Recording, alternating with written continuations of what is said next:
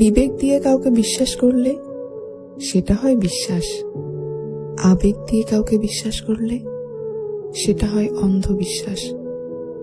বিশ্বাস ভেঙে গেলে মানুষের কষ্ট হয়, কিন্তু অন্ধবিশ্বাস ভেঙে গেলে মানুষ অবাক হয়ে যায়, কিছু বলার ভাষা হারিয়ে যায়।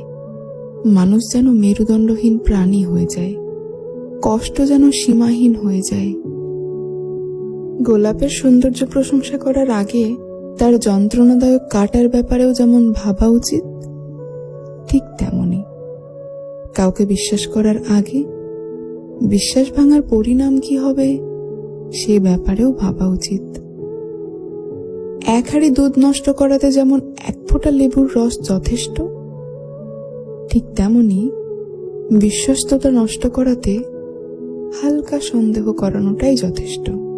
বিশ্বাস একটা অদ্ভুত জিনিস। কাউকে বিশ্বাস না করে মানুষ যেমন পথ চলতে পারে না, আবার বিশ্বাস